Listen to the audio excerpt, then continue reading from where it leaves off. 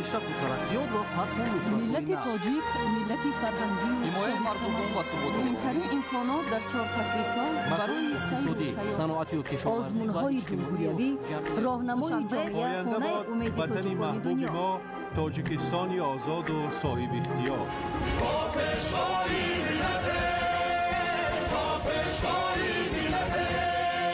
دوست باشید، اتفاق باشید، شکرانه همین دولت کنید، شکرانه همین سرزمین کنید، شکرانه کنید که چنین وطن عزیز و محبوب دارید.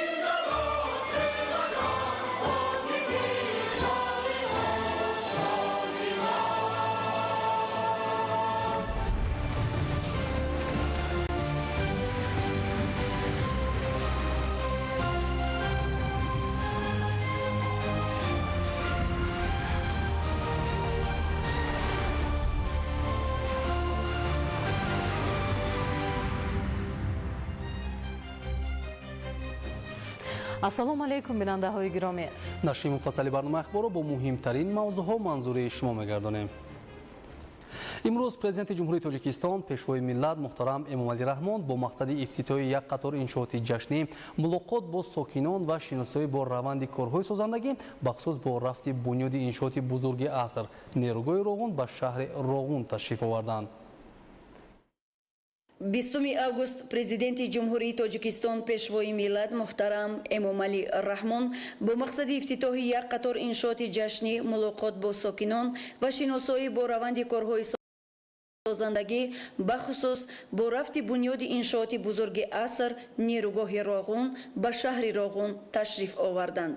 боздиди президенти ҷумҳурии тоҷикистон пешвои миллат муҳтарам эмомалӣ раҳмон аз шаҳри Роғун бо ифтитоҳи бинои нави прокуратураи шаҳр оғоз ёфт. зимни шиносоии ба роҳбари давлат муҳтарам эмомалӣ раҳмон иттилоъ доданд ки дар иншооти нав 10 ҳуҷраи кори китобхона, толори маҷлисӣ бо 40 ҷойи нишаст, ошхона, толор барои варзиш ва дигар утоқҳои ёрирасон мавҷуд аст. дар баробари таъмини шароити корӣ ҳамчунин дар иншоот ҳуҷраҳои зист низ барои кормандон муҳайё гардидааст. сохтумони бино бо сифати баланд ҷавобгӯ ба талаботи замони муосир бунёд ёфтааст. бинои нави хизматӣ тӯҳфаи арзишманди ҳукумати кишвар ба истиқболи сазовори ҷашни бузургу пуршукӯҳи миллӣ 35-солагии истиқлоли давлатӣ барои кормандони прокуратура арзёбӣ гардид. имрӯз барои мо кормандони прокуратура рӯзи фаромӯшношаванда ва таърихӣ мебошад.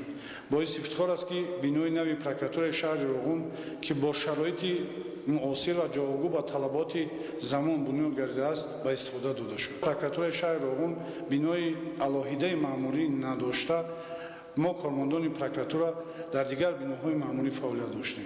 бо дастгирии пешвои миллат президенти ҷумҳурии тоҷикистон муҳтарам эмомалӣ раҳмон прокуратураи шаҳри Роғун соҳиби бинои нави замонавӣ гардид. кормандони прокуратураи шаҳри Роғун барои чунин ғамхорӣ ва таваҷҷӯҳи пайвастаи муҳтарам президенти ҷумҳурии тоҷикистон изҳори миннатдории самимӣ менамоянд. ин ғамхории пешвои муаззами миллат моро водор месозад ки бо ҳисси баланди масъулият ва садоқат ба ватан фаъолияти худро боз ҳам беҳтар ба роҳ монда ба боварии сарвари давлат сазовор бошем.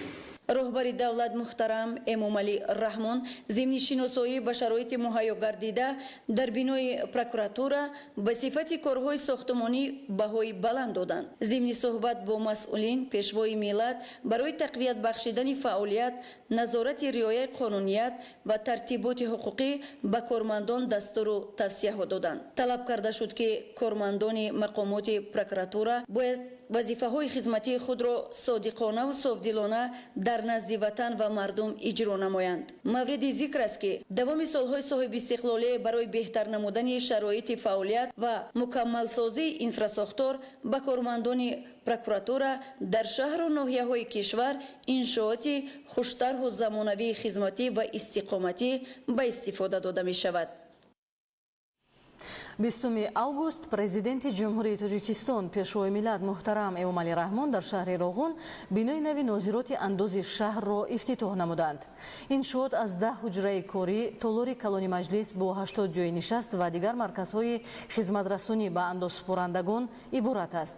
имрӯз ҳамчунин пешвои миллат муҳтарам Эмомалӣ Раҳмон ду иншооти дигарро ба таври фосилавӣ мавриди истифода қарор доданд. 20 август президенти ҷумҳурии Тоҷикистон пешвои миллат муҳтарам Эмомалӣ Раҳмон дар шаҳри Роғун бинои нави нозироти андози шаҳрро ифтитоҳ намуданд.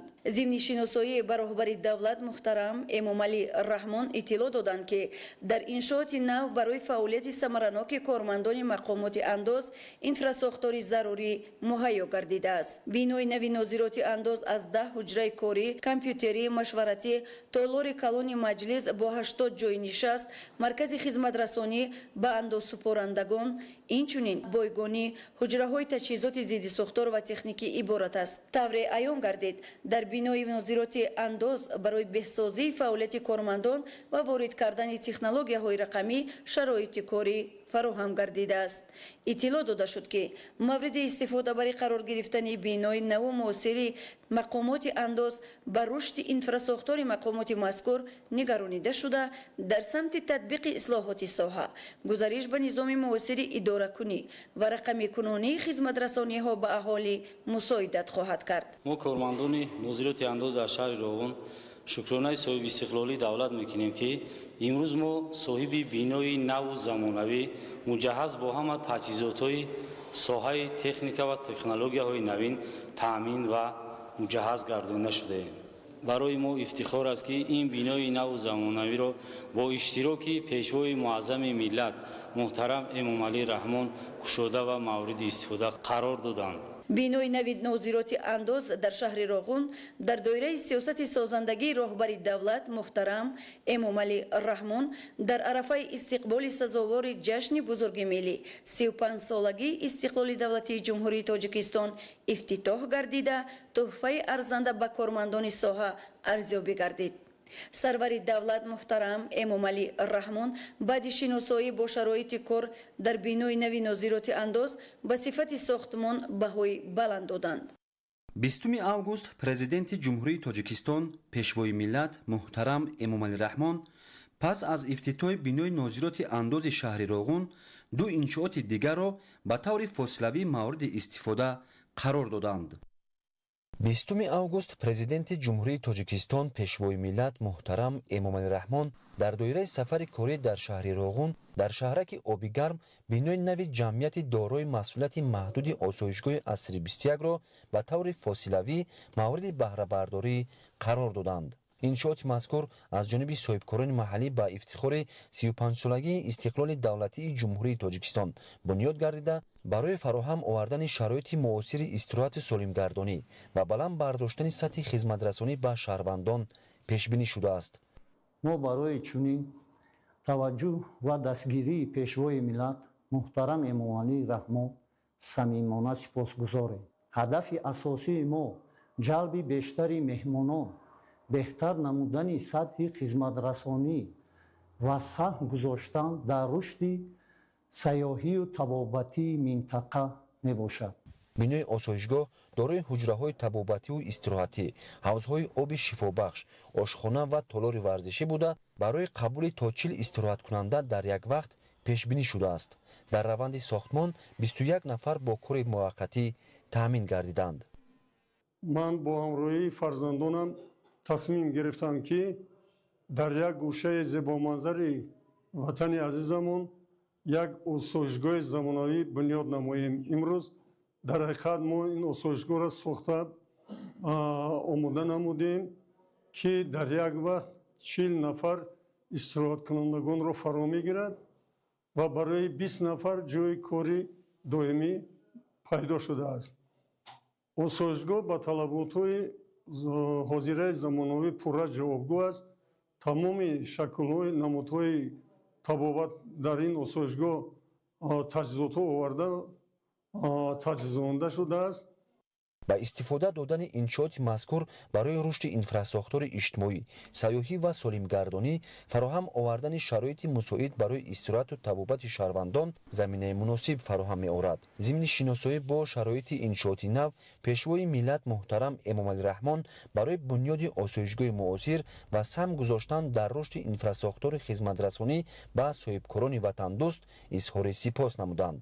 бунёди осоишгоҳ дар шаҳраки Обигарм идомаи корҳои созандагиву бунёдкорӣ буда, барои рушди иқтидори сайёҳиву табобатии минтақа, таъсиси ҷойҳои нави корӣ ва беҳтар намудани сатҳи хизматрасонӣ ба аҳолӣ нигаронида шудааст.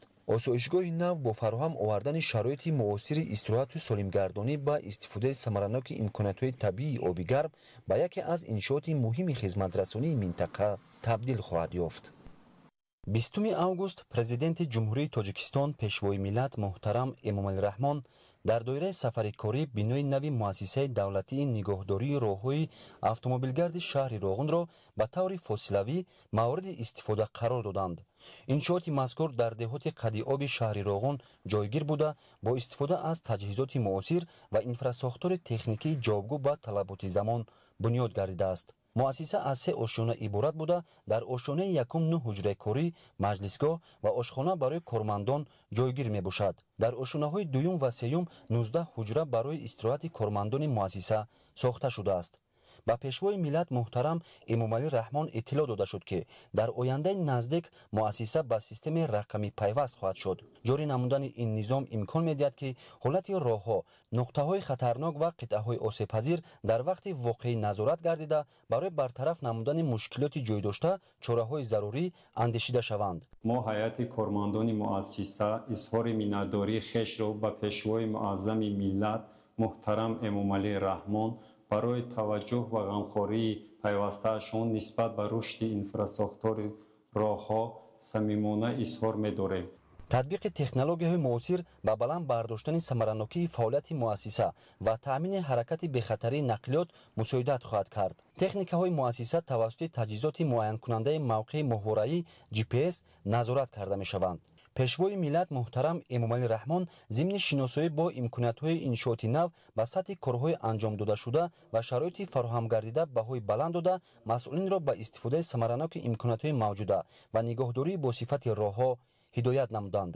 ифтитоҳи бинои нави муассисаи давлатии нигоҳдории роҳҳои автомобилгарди шаҳри Роғун идомаи тадбирҳои созандаву бунёдкоронаи ҳукумати ҷумҳурии Тоҷикистон дар самти рушди инфраструктури нақлиётӣ мебошад. иншооти нав барои беҳтар намудани шароити фаъолияти кормандони соҳа, нигоҳдории босифати роҳҳо, баланд бардоштани сатҳи хизматрасонӣ ва таъмини бехатарии ҳаракати нақлиёт заминаи мусоид фароҳам меорад.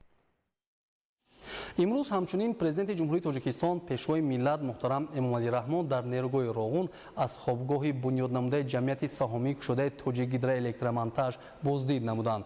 хобгоҳи нав аз 84 ҳуҷра иборат буда, дар он тамоми имкониятҳои зарурӣ муҳайё гардидааст. ҳамкорони мо мавзӯъро идома медиҳанд. 20 август президенти ҷумҳурии Тоҷикистон пешвои миллат муҳтарам Эмомалӣ Раҳмон дар нерӯгоҳи Роғун аз хобгоҳи бунёднамудаи ҷамъияти саҳомии кушодаи Тоҷикгидроэлектромонтаж боздид намуданд. хобгоҳи нав дар асоси меъёрҳои сохтмонӣ бо мақсади боз ҳам беҳтар намудани шароити зисту истироҳати кормандони ширкат сохта шуда, дар он 84 ҳуҷраи хоб мавҷуд мебошад. ҳуҷраҳои хоб бо лавозимоти зарурӣ таъмин карда шуда, барои кормандон шароити муосири истиқомат фароҳам гардидааст. бо дастгирии пайвастаи пешвои миллат президенти ҷумҳурии Тоҷикистон муҳтарам Эмомалӣ Раҳмон вобаста ба татбиқи лоиҳаҳои стратегии миллии кишвар, ҳамчунин дар самти энергетика дар шаҳри Роғун дар иншооти азими аср пайваста бозбинӣ менамоянд ва дар ҳамин замина имсол дар нерӯгоҳи барқи оби Роғун ҷамъияти саҳомӣ кушодаи Тоҷикгидроэлектромонтаж барои беҳтар намудани сатҳи зиндагии кормандон воқеъ дар нерӯгоҳ як бинои замонавии хобгоҳ барои кормандони ширкат сохта ба истифода доданд, ки ин шароит фароҳам меоварад, ки кормандон боз ҳам дар шароити муносиб кор ва фаъолият намуда баъд аз рӯзи корӣ хастагии худро рафъ намоянд. ин барои беҳтар намудани сатҳу сифати корӣ ва баланд бардоштани самаранокии кор дар ин ҷо замина мегузорад. хобгоҳ бо дар назардошти сифати хуб ва риояи стандартҳои миллӣ сохта ба истифода дода шудааст. дар ҳамин ҷо ба сарвари давлат муҳтарам эмомалӣ раҳмон ҳамзамон лоиҳаи нави биноҳои иловагӣ, ошхона ва дигар иншооти ёрирасон ки дар оянда бунёд мегарданд муаррифӣ карда шуд. иттилоъ дода шуд ки ҳамаи биноҳо то охири сол сохта ба истифода дода мешаванд. таъкид гардид ки бунёди чунин хобгоҳҳои наву замонавӣ таъмини шароити арзанда ба кормандони ин иншооти азими аср дар асоси дастуру ҳидоятҳои роҳбари давлат муҳтарам эмомалӣ раҳмон барои кормандон ба роҳ монда шудааст. сарвари давлат муҳтарам эмомалӣ раҳмон аз ҳайати муҳандисону бунёдкорон даъват намуданд ки бо истифода аз шароиту имкониятҳои фароҳамшуда ба сифати сохтмон ва иҷрои саривақтии масъулияташон диққати баланд зоҳир намоянд. ман миннатдории худро ба пешвои муаззами миллат муҳтарам эмомалӣ раҳмон мерасонам ки чунин шароитҳои хубу замонавӣ барои мо фароҳам овардаанд. мо ҷавонон кӯшиш мекунем ки камтар ҳам бошад саҳми худро дар ин иншооти бузурги азими аср гузорем. ёдовар мешавем ки зимни сафари корӣ дар нерӯгоҳи Роғун президенти ҷумҳурии Тоҷикистон муҳтарам Эмомалӣ Раҳмонро сарвазири ҷумҳурии Тоҷикистон Қоҳир Расулзода, дигар масъулини ҳукуматӣ ва роҳбарони вазорату идораҳои дахлдор ҳамроҳӣ намуданд. дар идомаи боздиди корӣ президенти ҷумҳурии Тоҷикистон пешвои миллат муҳтарам Эмомалӣ Раҳмон дар нерӯгоҳи Роғун бо ҷараёни корҳои сохтмонӣ дар сарбанди ин иншооти бузурги гидроэнергетикӣ шинос шуданд. дар идомаи боздиди корӣ президенти ҷумҳурии Тоҷикистон пешвои миллат муҳтарам Эмомалӣ Раҳмон дар нерӯгоҳи Роғун бо ҷараёни корҳои сохтмонӣ дар сарбанди ин иншооти бузурги гидроэнергетикӣ шинос шуданд. сарбанди нерӯгоҳи Роғун аз қисмҳои ядро, филтрҳои минтақаи гузариши дуюм ва сеюм, призмаи такядевори поёнӣ, призмаи такядевори болоӣ, борсангҳои биефи болоӣ ва поёнӣ иборат буда баъди пурра ба анҷом расидан бо баландии 335 метр баландтарин сарбанди регусангӣ дар ҷаҳон хоҳад буд.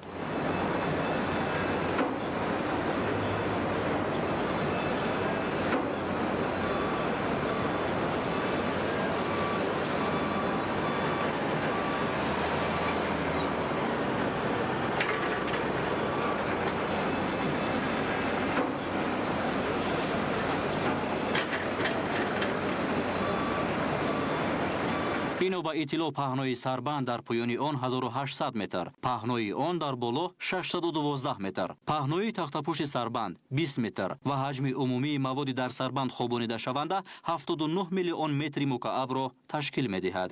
аз ҷониби ширкати тоҷик гидроэлектромонтаж барои сохтмони нерӯгоҳи барқии обии Роғун зиёда аз 8900 нафар кормандону муҳандисон ва 1460 адад мошину механизмҳои ҳозиразамон сафарбар гардидааст. ҳар як масъулие ки ба сарбанди нерӯгоҳи барқии обии Роғун қабат ба қабат хубонида мешавад аз ҷониби комиссияи доимамалкунандаи намояндаи фармоишгар ва пудратчии кул сифати корҳо ба тариқи шабонарӯзӣ назорат карда мешавад.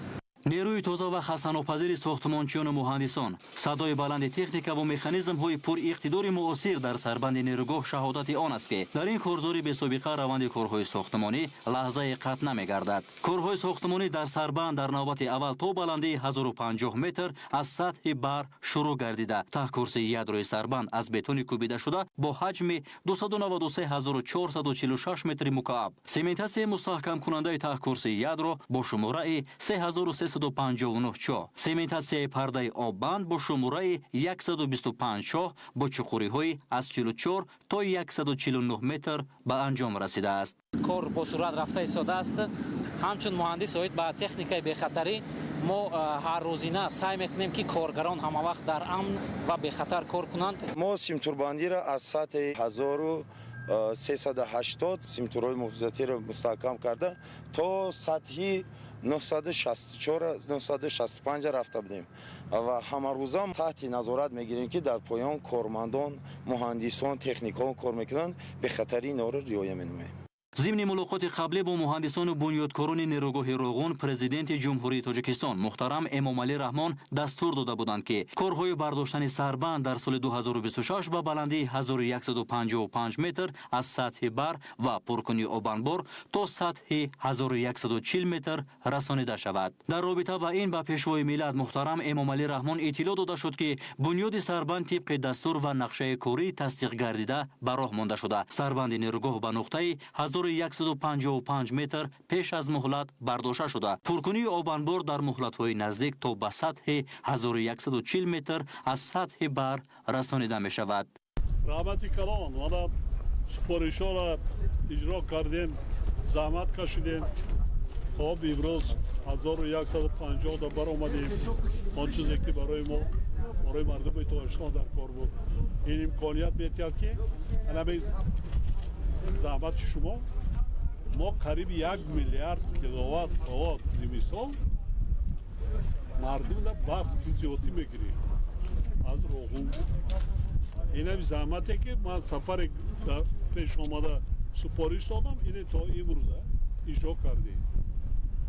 یعنی مثل سال گذشته مردم اذیت نمیکشند. این کاری کردگی شما چقدر کاری خواهد، چقدر کاری سوا، شما بسیار کاری تاریخی کرده ایسانه.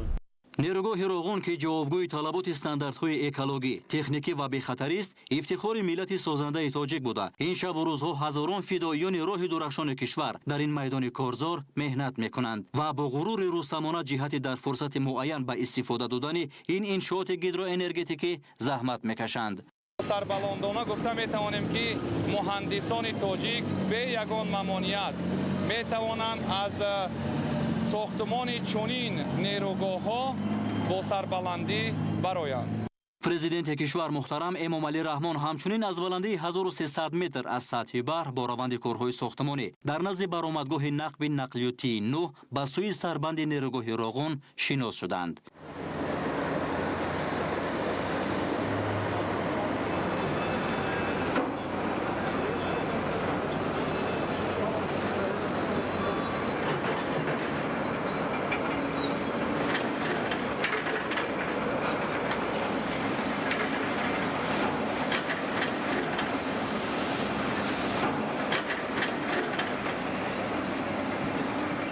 با پیشوای ملت محترم امامعلی رحمان اطلاع داده شد که در منطقه سربند نیروگاه روغون کار به طور شبانه روزی در دو بست به راه مانده شده. همه روزه زیاده از 160 تکنیک و مکانیزم معاصر به آن سفربر گردیده است. ضمن صحبت با کارمندان مهندسی و تکنیکی نیروگاه، پیشوای ملت محترم امامعلی رحمان تاکید نمودند که در اجرای کارهای ساختمانی سربند صفت کار و رعایت حتمی استانداردهای بین المللی در مد اول گذاشته شود، زیرا رسالت وطندوستانه و بنیادکارانه که امروز با ننگ و ناموس ملی و اراده شکست ناپذیر انجام داده می شود برای 100 ساله ها و آینده درخشان تاجیکستان صاحب استقلال پیش بینی گردیده است. ضمن بازدید از نیروگاه روغون، پرزیدنت جمهوری تاجیکستان محترم امامعلی رحمان را سروزیر جمهوری تاجیکستان قاهر رسولزاده، دیگر مسئولین حکومتی و راهبران وزارت و اداره های داخلدار همراهی نمودند.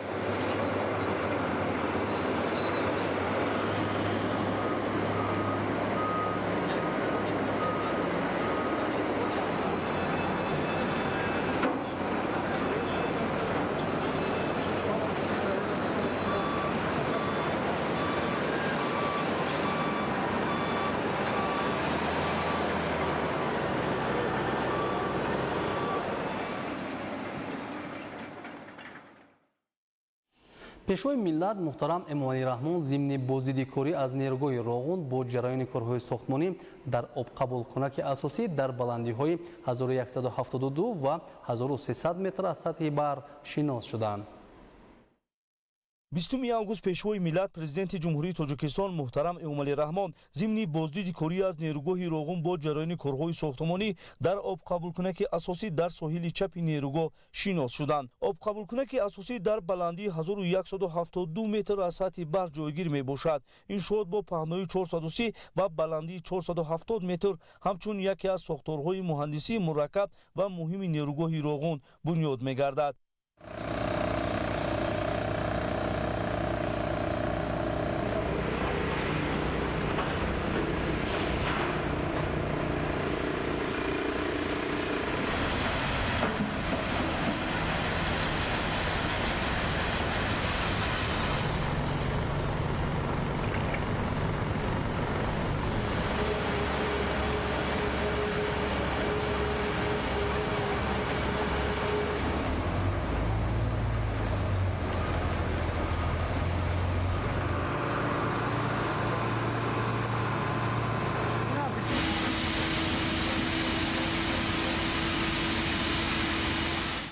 вазифаи асосии обқабулкунаки асосӣ вобаста ба сатҳи оби обанбор аз се зина ворид намудани об ба нақбҳои обрасон ва таъмини интиқоли боэътимоди он ба агрегатҳо мебошад. ҳамзамон ин иншоот барои мустаҳкам нигоҳ доштани қабати кӯҳпора ва пешгирӣ намудани кӯчиши ҷинсҳои кӯҳӣ баъди пурра гардани обанбор аҳамияти баланд дорад. طبق نقشه ساختمانی عین زمان ما در ساحل چپ نیروی برخورد روغون در نشیبی آبخوابونک‌های دائمی نیروی برخورد روغون کار فعالیت داریم. در اینجا 6 تا نقبه آبگذر است و عین زمان کارهای ساختمانی در نقب آبگذر رقم 3 و رقم 4 رفته ایستاده است و کارهای ساختمانی در اینجا کارهای بتون خوابونی 12000 متر مکعب انجام شده است و بیشتر 2600 тонна корҳои арматурбандӣ ба анҷом расидааст. нақбҳои обгузар яке аз муҳимтарин нақбҳои сохтмони нерӯгоҳи барқии оби роғун ба шумор меравад. дар ҳолати обанбори нерӯгоҳи барқии оби роғун ба боло рафтан тариқи нақбҳои обгузар агрегаторҳои нерӯгоҳи барқии оби роғун бо об таъмин карда мешавад. мо кормандон мутахассисон шабу рӯз талош варзида ҳастем ки баҳри расияни истеҳлоли энергетикӣ саҳми худро гузорем. тавре ба сарвари давлат муҳтарам Эмомалӣ Раҳмон иттилоъ дода шуд дар ин мавзеъ то имрӯз корҳои кандани ҷинсҳои кӯҳӣ ва хокбардорӣ пурра ба анҷом расонида шуда корҳои анкергузорӣ ва бетонпошӣ дар марҳилаи ниҳоӣ қарор доранд.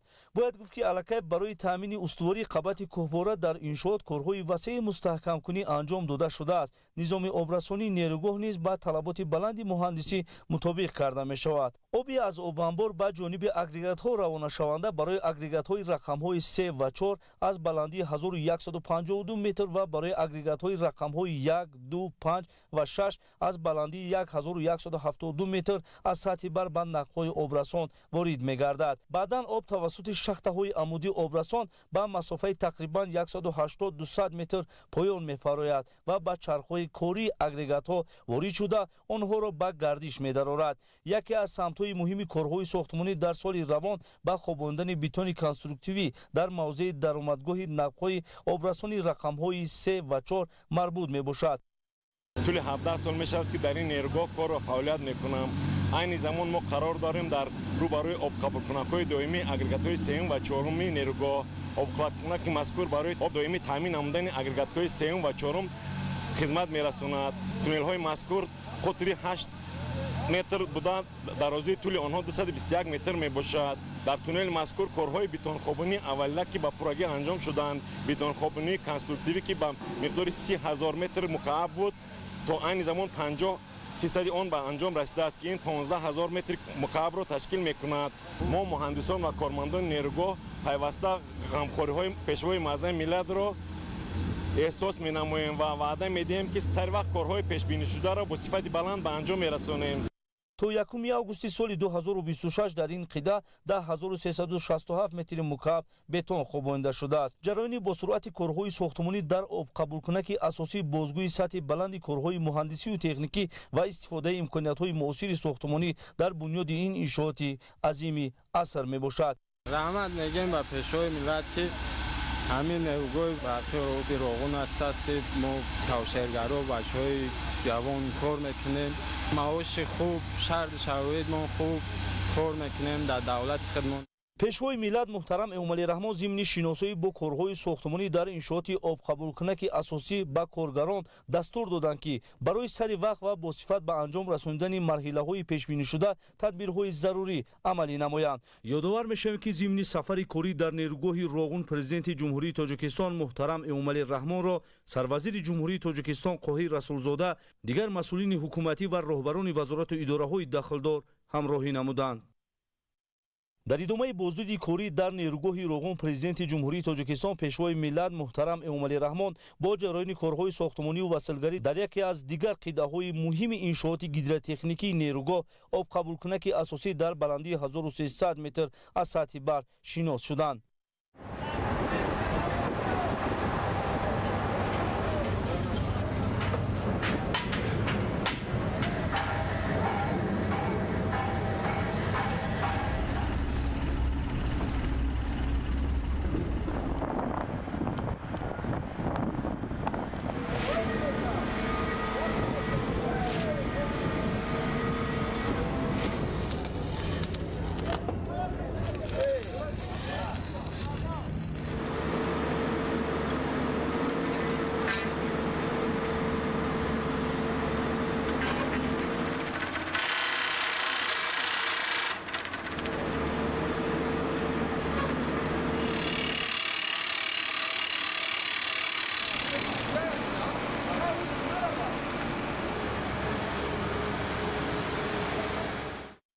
обқабулкунаки асосӣ аз ҷумлаи иншооти калидии нерӯгоҳи роғун ба ҳисоб рафта фаъолияти босамари он дар таъмини ҳаракати танзимшавандаи об ба нақбҳои обрасон ва кори бо эътимоди агрегатҳои нерӯгоҳ аҳамияти зиёд дорад. дар мавзеи шахтаҳои дарвозаҳои агрегатҳои рақамҳои 1 то 6 ки дар баландии 1300 метр аз сатҳи баҳр ҷойгир мебошанд, кранҳои борбардор насб карда мешаванд. ин таҷҳизот барои идора ва танзими дарвозаҳо пешбинӣ шуда тавассути онҳо ҳаҷми оби ба нақбҳо воридшаванда танзим карда мешавад. ҳоло дар ин қисми иншоот корҳои хобондани бетонҳои конструктивӣ бо суръати баланд идома доранд. то 1 августи соли 2026 дар дохили шахтаҳои дарвозаҳои агрегатҳои рақамҳои 3 ва 4 то баландии 1290 метр аз сатҳи баҳр ба миқдори 21837 метри мукабб бетони конструктивӣ хобонда шудааст. ҳамзамон корҳои бетонхобонӣ дар шахтаҳои агрегатҳои рақамҳои 3 ва 4 то сатҳи 1300 метр идома дошта,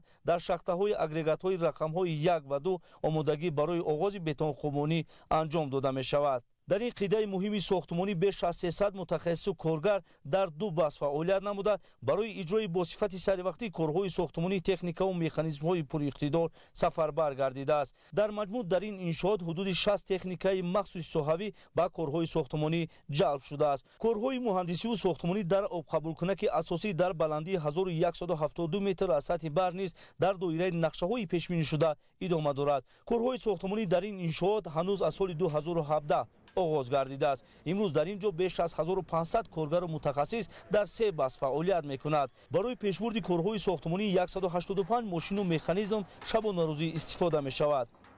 проектҳои армения ино дорам мо кор мекунам. тарбия кунед, мутахассисоро тоҷика тарбия кунед. از روزی که اینجا آمدیم بسیاری از بچه‌های متخصص این سایت در نزد ما آموزش دیدن، بعد جابجا شدن. تمام آموزش‌های مهندسی، فنی، بتون، بسیاریشان ها، نه حالا همه و هر حال تعداد زیادی. نه 2010 ما اینجا بودیم و همیشه سعی کردیم تکنولوژی نو، روش همدلی این به ما کمک کرد که همه این دانش منتقل بشه. ҳаҷми корҳои анҷомёфта дар иншоот бозгӯи гидротехникӣ аз сатҳи баланди ташкилии корҳои сохтмонӣ ва ҷалби нерӯи инсонӣ, техникаву таҷҳизоти муосир шаҳодат медиҳад. айни замон мо дар нишебиҳои обқабулкунакҳои доимӣ тарози 1300 дар зона Э қарор дорем. дар ин минтақа корҳои хокпартоӣ, корҳои синтурбандӣ, корҳои бетонпошӣ ва корҳои ҳафорӣ, насби анкерҳои ажега ва лангарҳои пеня ба пуррагӣ ба анҷом расидааст.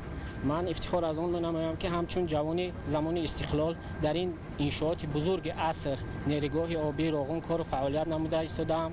миннатдоргии худро ба пешвои муаззами миллат муҳтарам Эмомалӣ Раҳмон мерасонам ки барои мо кормандони нерӯгоҳи обии роғун чунин шароитҳои хуб муҳайё намудааст. боварӣ дорам ки дар солҳои наздик ин иншоотро ба анҷом расонида ба кишвари азизамон истиқлолияти энергетикиро таъмин менамоем. пешвои миллат муҳтарам Эмомалӣ Раҳмон зимни шиносоӣ бо ҷараёни корҳои сохтмонӣ ба масъулон ҷиҳати риояи қатъии талаботи лоиҳавӣ, истифодаи масолаи босифати сохтмонӣ, таъмини бехатари корҳои истеҳсолӣ ва иҷрои саривақтии нақшаҳои пешбинишуда дастуру супоришҳои мушаххас доданд. сафарҳои пайдарпаи пешвои миллат муҳтарам Эмомалӣ Раҳмон моро водор мекунад ки саривақт корҳои сохтмонӣ муҳандисиро ба анҷом расонем ва барои мо як рӯяи дигар медиҳад. корҳое ки дар назди мо гузошта мешаванд сари вақт ва ба сифати аъло ба анҷом мерасонем. мо кормандон аз ҷаноби олӣ муҳтарам Эмомалӣ Раҳмон миннатдор ҳастем. миннатдории худро баён мекунем. ба коргарон ҳар моҳ сари вақт маоши хуб дода мешавад. бо идомаи корҳои созандагиву бунёдкорӣ дар ин иншооти азими энергетикӣ марҳила ба марҳила заминаҳои техникиву истеҳсолӣ барои ба анҷом расондани сохтмони нерӯгоҳи роғун ва истифодаи самароноки иқтидори он фароҳам оварда мешавад. роғун имрӯз на танҳо майдони бузурги сохтмон, балки мактаби бузурги таҷрибаи муҳандисӣ ва таҷассумгари иродаи созандаи мардуми Тоҷикистон мебошад. ёдовар мешавем ки зимни сафари корӣ дар нерӯгоҳи роғун президенти ҷумҳурии Тоҷикистон муҳтарам Эмомалӣ Раҳмонро сарвазири ҷумҳурии Тоҷикистон Қоҳир Расулзода, дигар масъулини ҳукуматӣ ва роҳбарони вазорату идораҳои дахлдор ҳамроҳӣ намуданд. президенти ҷумҳурии тоҷикистон пешвои миллат муҳтарам эмомалӣ раҳмон дар идомаи сафари корӣ аз ҷараёни корҳо дар нақби нақлиётии 39 боздид намуданд. Нақби нақлиётии 39 яке аз иншооти муҳими нерӯгоҳи Роғун буда барои таъмин намудани дастрасии нақлиёт аз соҳили рост ба қисмати поёнии маҷмӯаи нерӯгоҳ ҳам дар давраи сохтмон ва ҳам дар давраи истифодабарии нерӯгоҳ пешбинӣ шудааст.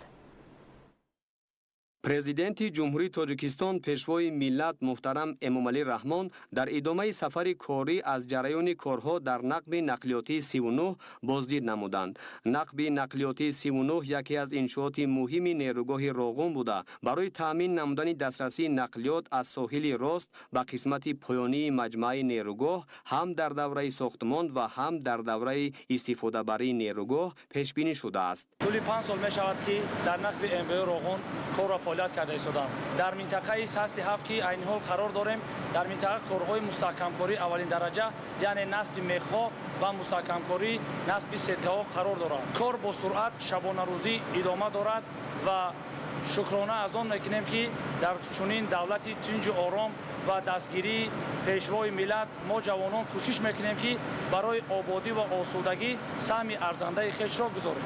Дар маҷмӯъ дар нақби Т39 шабонаву рӯзона кор ва фаъолият мекунанд ки ин ҳам меҳнати ҳама бачаҳои тоҷик ҳастанд ки бо дастгириву бо ҳамон дили пуру бо меҳру муҳаббат ҳама ин барои пешравӣ ва сари вақт ба анҷом расондан аст. тибқи маҷмӯи нақшаҳои корӣ дарозии трассаи асосии нақб 2192 метрро ташкил медиҳад. Аз рӯи профили тӯлонӣ ва нақшаи умумӣ нақб аз қисмати болоӣ дар сатҳи 1320 метр оғоз гардида тадриҷан поён меравад ва ба қисмати поёнии нерӯгоҳ дар сатҳи 1160 метр мерасад. дар ҳамин ҷо ба пешвои миллат муҳтарам эмомалӣ раҳмон ҳамчунин лоиҳаи нақби обпартои сатҳи болоӣ ки дарозии он 953 метрро дар бар мегирад муаррифӣ карда шуд. тибқи лоиҳа пайвастшавии нақби мошингарди 39 бо нақби 23 ва дигар коркардҳои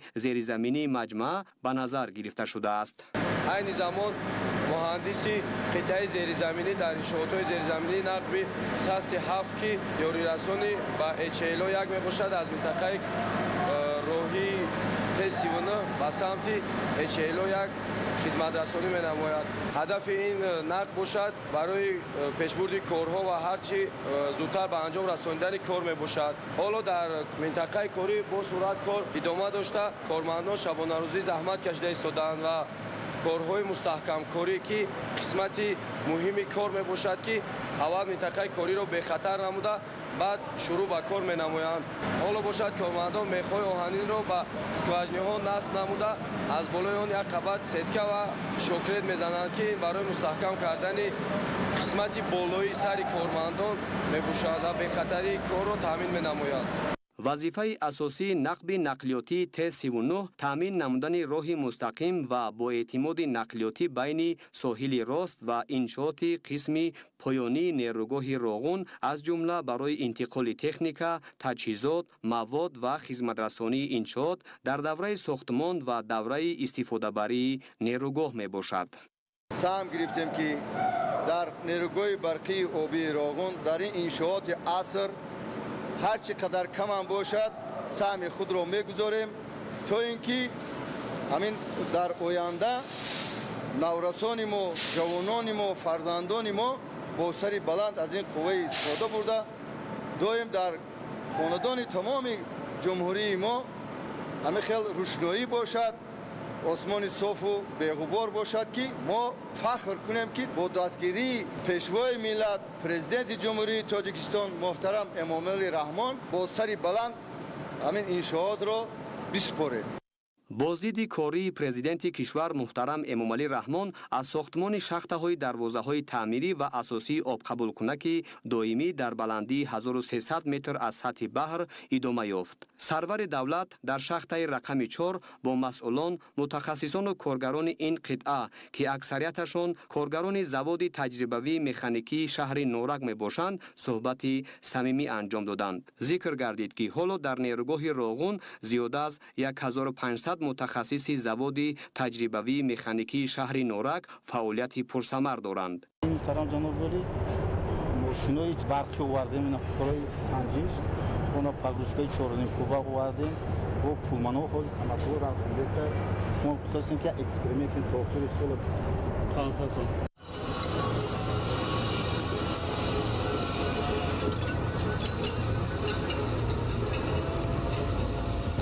بار اول است که در MBO روغون تکنیکای برقی را وارد گرداندیم. در 500 کیلووات برق 8 ساعت فعالیت میکند این تکنیکای برقی. تکنیکای پیشینه که ما در اینجا داشتیم در مدت 8 ساعت اگر با تکنیکای برقی وای را قیاس کنیم با مبلغ 2,500 سومان سوزشواری پر نماییم. اگر بینیم از سنجش گذرند نیت داریم شماره این گونه تکنیکا مکانیزم و ماشین ها را زیاد نماییم.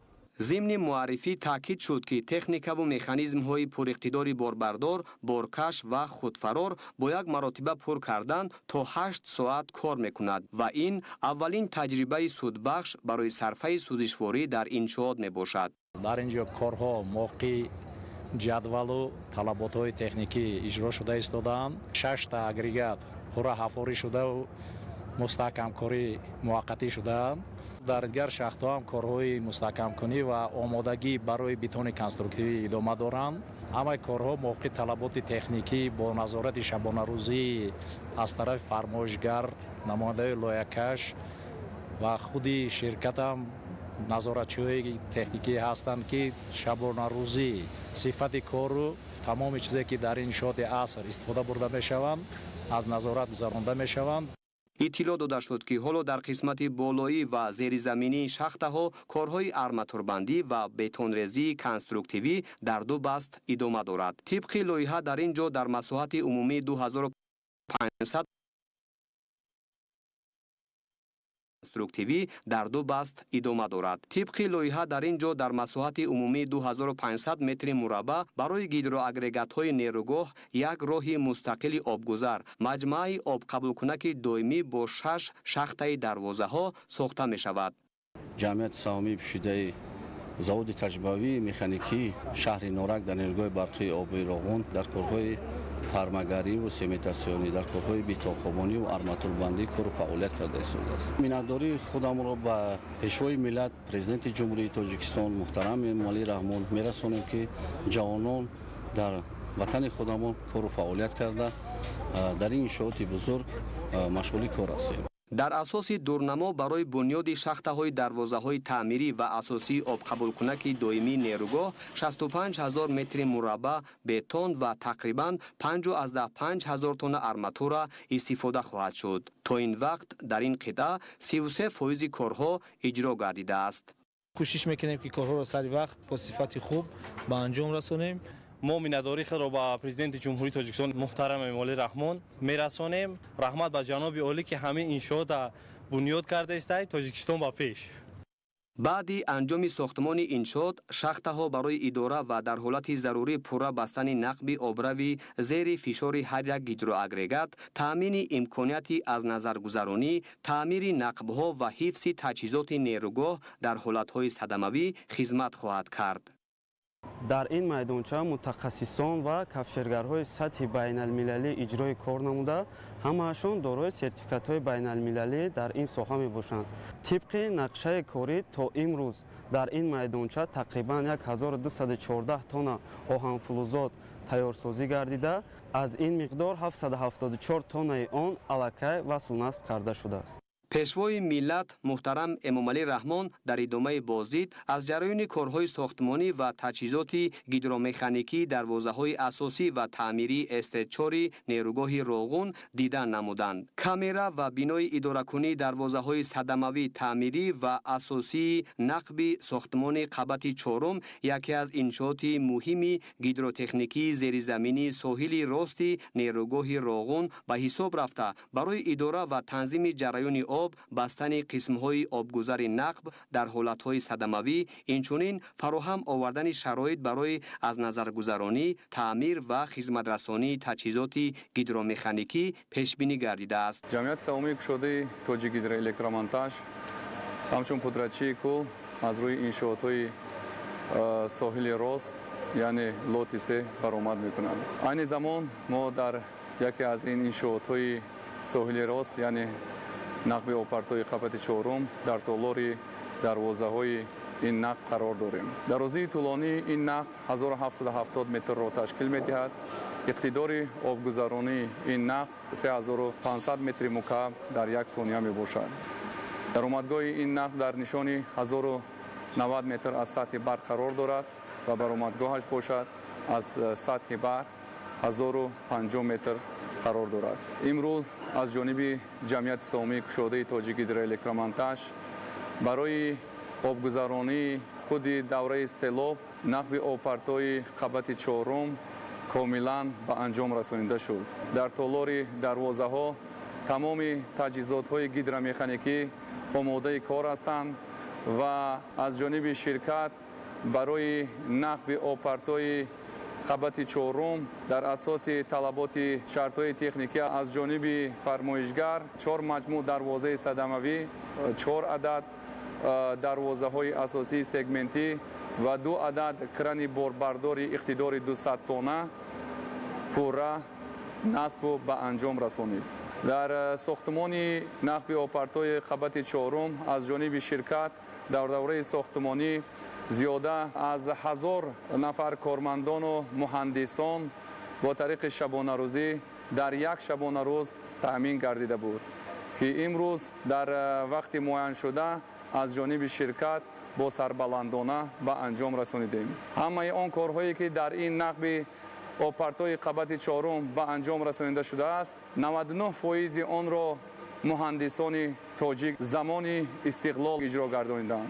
нақби сохтмонии СТ4 барои гузарондани обҳои селобии дарёи Вахш дар давраи сохтмони Сарбанд ва иншооти асосии нерӯгоҳ пешбинӣ шуда остонаи обқабулкунаки он дар сатҳи 1090 метр ҷойгир мебошад. иншоотҳое ки дар соҳаи гидроэнергетика ҳастанд ба истиснои истеҳсоли таҷҳизотҳои гидромеханикӣ пурра аз лоиҳакашӣ ва насб ба истифода додан метавонем ки бароем беягон намоем дар сатҳи ҷаҳонӣ. ва имрӯз мутаиман гуфта метавонем ки тамоми нақбҳои дастрасие ки нақлиётие ки ҳаста ширкат муҷаҳҳаз гардонида шудааст, алоҳида команда мондагӣ аст.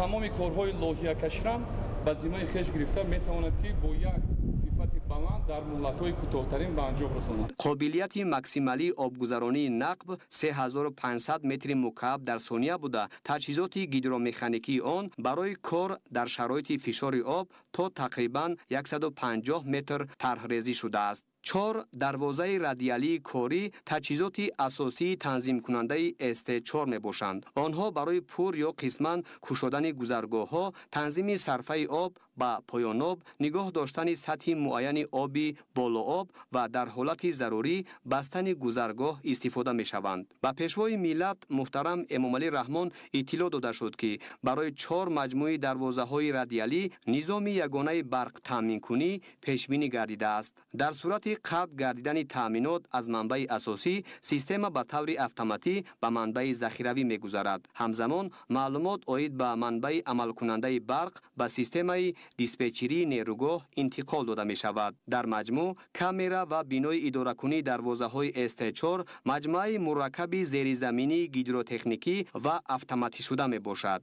роҳбари давлат муҳтарам Эмомалӣ Раҳмон таъкид намуданд, ки иҷрои корҳои ҳаҷман бузурги сохтмонӣ дар иншооти мураккаби зеризаминӣ натиҷаи истифодаи таҷрибаи пешрафта, технологияи муосир ва заҳмати мутахассисони ватанӣ буда, зарур аст, ки барои боз ҳам бо сифат ва сари вақт иҷро намудани корҳои бунёдӣ талоши бештар варзида шавад. дар нақби мазкур 4 адад дарвозаҳои радиалӣ ва 4 адад дарвозаҳои садамавӣ насб ва муҷаҳҳаз гардонида шудааст, ки ҳамаи ин дарвозаҳо ба таври автоматӣ идора карда ба муосиртарин технологияҳои рӯи ҷаҳонӣ ва бо талабот бо стандартҳои ҷаҳонӣ муҷаҳҳаз гардонида шудааст. моҳияти ин дарвозаҳо дар нақби мазкур аз он аст, ки ҳамаи дарвозаҳои насбгардида ба таври автоматӣ барои идора кардани оби обанбори нерӯгоҳи барқии обии Роғун хизмат мерасонад.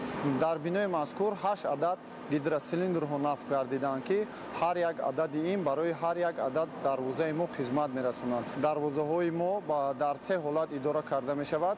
якум ба таври барқӣ, дуюм дар ҳолати садамавӣ, ки барқ хомӯш гардад ба таври генераторҳо истифода мебарем ва вақте ки барқ набошад, генератор набошад, мо метавонем ба таври худидоракунӣ дастӣ ва не ба таври ручной метавонем истифода барем ҳар 8 ин дарвозаҳои насбгардидаро. ضمن سفر کاری در نیروگاه روغون پرزیدنت جمهوری تاجیکستان محترم امامعلی رحمان را سروزیر جمهوری تاجیکستان قاهر رسولزاده دیگر مسئولان حکومتی و راهبران وزارت و اداره‌های دخلدار همراهی نمودند. پرزیدنت جمهوری تاجیکستان در نیروگاه روغون از جریان کارها در حوض موج شکن نقب‌های آبپرت‌های ساحل راست نیروگاه روغون دیدن نمودند. حوض موج شکن یکی از انشاءات مجمع آبپرت‌های ساحل راست نیروگاه روغون بوده برای قبول جریان‌های بلندسرعت آب از نقب‌های ساختمانی است4A و است4B، نقب آبپرت‌های سطح بالایی رقم 1 و نقب‌های آبپرت‌های رقم 1 و 2 پست نمودن انرژی جریان و فراهم آوردن شرایط بی‌خطری واردشوی آب به مجرای دریای وخش پیش بینی شده است. گئومتریای حوض با در نظر داشت تراژکتوریای فواره‌های آب، نتیجه‌های آزمایش‌های متدی، فیزیکی، حساب‌های متماتیکی و احتمالیت شستشوی مجرا معین گردیده است. در قطعه ما که چای موشکن است، کارهای سمنتاسیونی و نصب انکرها با مرام ادامه دارند. کارهای ما در طبق نقشه و رعایت تکنیکای بی‌خطری و اجرایش بلند و با نظارت متخصصان ساحه رفته ایستاده است. ما کوشش میکنیم که قطعه و کارگران قطعه کارها را با مرام در وقت معین شده به اتمام رسانیم. وقتی که آب از آبپرتای 4 به سوی زمین با فشار بلند حرکت میکند، برای مستحکم نگاه داشتن کوه ما انکرها را نصب کرده ایستاده ایم.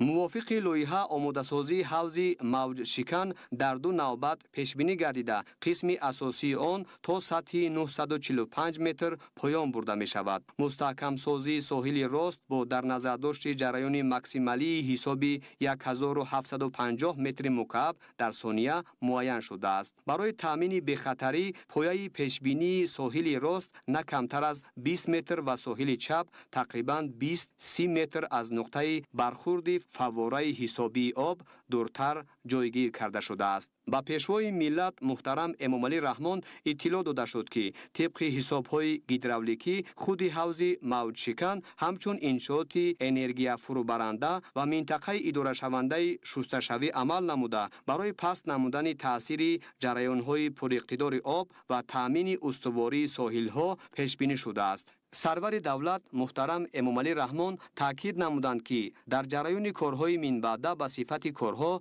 استواری نشابی‌ها، مستحکم کنی ساحل‌ها و تامین بی‌خطری انشاءات قسم پایانی نیروگاه توجه اولین درجه ظاهر کرده شود. در ادامه بازدید کاری از انشاءات گوناگون نیروگاه روغون، روند کارهای ساختمانی در کان رقم 17 نقب ساختمان قبت 4 و نقب‌های آبپرت‌های بالایی نیز در مرکز توجه پرزیدنت جمهوری تاجیکستان پیشوای ملت محترم امامعلی رحمان قرار گرفت. شناسایی پیشوای ملت با رفت کارهای استحصالی و ساختمانی در این انشاءات از دیدبانگاه کان رقم 17 آغاز یافت. طبق معلومات حالا در کان رقم 17 7 کارخانه فعالیت داشته اقتدار کارکرد و استحصال محصولات از جمله گلخاک، رگ و سنگریزه در یک شبانه روز از 10 تا 12 هزار متر مکعب را تشکیل می دهد. فعالیت شبانه روزی کارخانه های کارکرد در کان رقم 17 برای تامین نمودن ذخیره ضروری مصالح و افزایش حجم محصولات مورد استفاده در ساختمان سربند نیروگاه زمینه مهم می‌گذارد. طبق معلومات نقب ساختمانی قبت 4 قابلیت گذراندن تا 3500 متر مکعب آب را در یک ثانیه دارد. از این رو تامین حرکت بی خطر و اداره شونده چنین حجم بزرگ آب از طلبات مهم تکنیکی انشاءات به حساب می رود. اجرای با صفت کارهای ساختمانی در این انشاءات مهم برای تامین بی‌خطری، استواری و فعالیت ثمرناک نیروگاه اهمیت کلیدی داشته از جمله سمت‌های مهم روند بنیاد این انشاءات بزرگ انرژتیکی کشور به حساب می رود. در دوره سفر کوری پرزیدنت جمهوری تاجیکستان پیشوای ملت محترم امامعلی رحمان به شهر روغون یک زمره انشاءات گوناگون تعیینات با اشتراک نمایندگان حکومت جمهوری تاجیکستان مورد استفاده قرار داده شدند. همکاران ما شرح بیشتر دارند.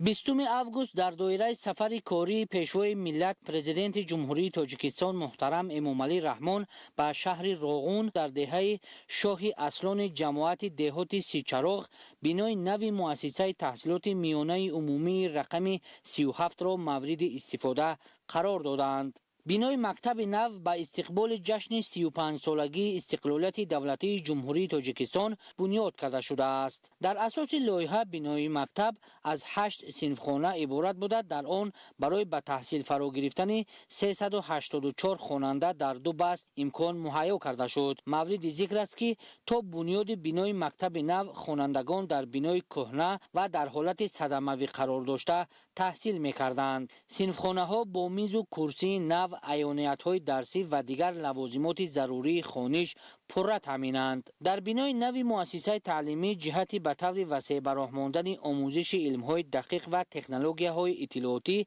صنفخانه کامپیوتری، شیمیا و بیولوژی تأسیس داده شده است. شکرگزاری از دوران استقلالیت نموده زیر دستگیری به واسطه اساسگذار صلح و وحدت ملی پیشوای ملت پرزیدنت جمهوری تاجیکستان محترم امامعلی رحمان میکنیم که امروز در حدود جماعت دهات شهرک دهه شاه اصلان مؤسسه تعلیمی نوی زمانه‌ای برای خوانندگان از نو ساخته شد که مؤسسه پیشتر بر طلبات‌های زمانه‌ای جوابگو نبوده در حالت صدمه قرار داشت. اکنون خوانندگان با استفاده از شرایط معاصر مهیا کرده دولت و حکومت جمهوری تاجیکستان تحصیل را ادامه داده در آینده همچون نسلی باسواد و باخرد به کمال خواهند رسید. دهه شاه اصلان از مرکز شهر روغون در مسافه 35 کیلومتر دور جایگیر است.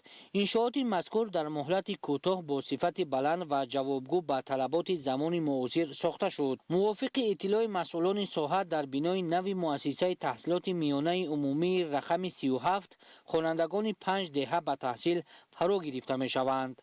تحصیل در چنین مکتب معاصر آرزوی چند ساله خوانندگان دهه‌های دوردست شهر روغون بود که امروز در عرفه تجلیل جشن با شکوه 35 سالگی استقلالیت دولتی جمهوری تاجیکستان عملی گردید. ساخته مورد استفاده قرار دادن بنای نوی مؤسسه تعلیمی تحفه ارزنده پیشوای ملت محترم امامعلی رحمان در عرفه سال نو تحصیل ارزیابی گردیده ادامه منطقی دستگیری و توجه دائمی حکومت مملکت در سمت علم و معارف را شهادت می‌دهد. باعث خوشنودی است که اکنون خوانندگان 5 دهه شهر روغون سال نو خوانش را در بنای نوی مؤسسه تحصیلات میانه عمومی رقم 37 استقبال می‌گیرند و علم و دانش می‌آموزند.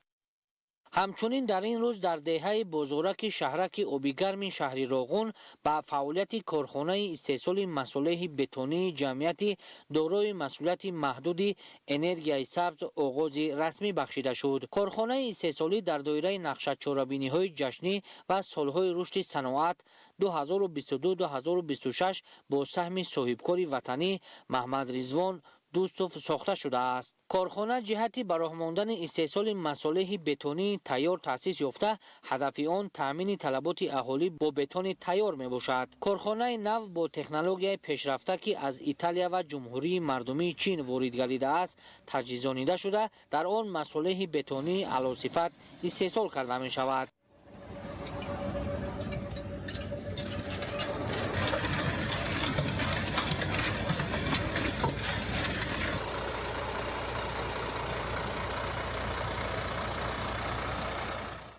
ما بخشیده به جشن 35 سالگی استقلالیت جمهوری تاجیکستان کارخانه مصالح استحصال بتون را ساخته به استفاده دادیم. ما برای استحصال بتون اعلی صفت تکنولوژی که در این جواز با فعالیت آغاز کردیم، یک قسمت را از ایتالیا و یک قسمت دیگرش را از چین وارد نمودیم.